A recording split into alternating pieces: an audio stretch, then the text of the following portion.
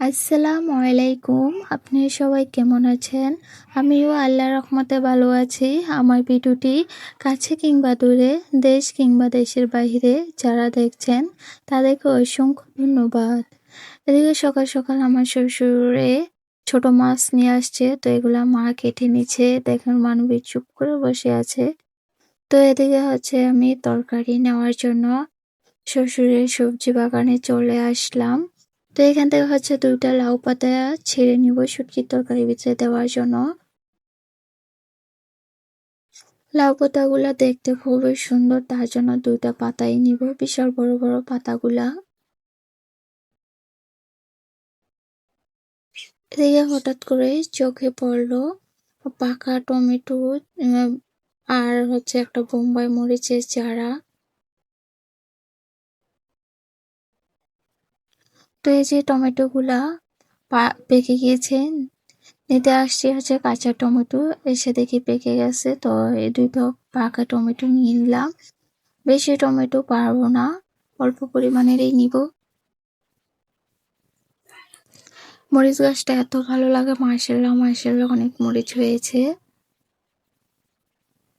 আমার ভিডিওটি যদি ইউটিউব চ্যানেল থেকে দেখে থাকেন প্লিজ সাবস্ক্রাইব করে পাশে থাকবেন।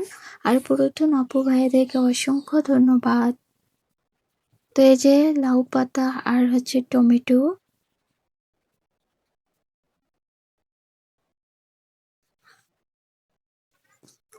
এদিকে বাবার জন্য ছোট মাছ দিয়ে টমেটো রান্না করে নিব।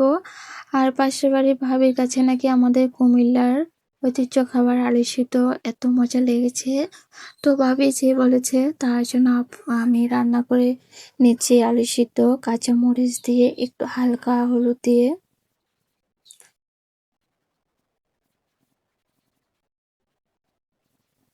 এই তরকারিটা আমার শ্বশুর অনেক পছন্দ করে খায় শাশুড়ি মাওয়ার সাথে।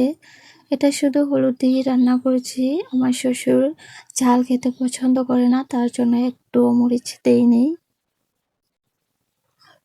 এদিকে তরকারি রান্না শেষ, এখন আমি শুটকি তরকারি রান্না করব। ভাবতেছিলাম ঝাল তরকারি খেতে, তার জন্য আমি শুটকি তরকারি আমার নিজের জন্য রান্না করে নিচ্ছি। তো এই যে সিমগুলা নিয়েছি, ফ্রোজেন করা ছিল, কয়টা সিমও দিয়ে দিলাম, সাথে লাউ শাক দিয়ে দিলাম, আলু দিয়ে দিলাম, টমেটো, এটা দিয়ে একটা শুটকি তরকারি রান্না করব। তো এই যে এদিকে আমার সব রান্না শেষ, এই তরকারিটা হলেই শেষ হয়ে যাবে। আজকে ব্লগ ভিডিওটি আপনাদের কাছে কেমন লেগেছে সবাই কমেন্টের মাধ্যমে জানাবেন। আজকে ভিডিও এই পর্যন্তই। আল্লাহ হাফেজ।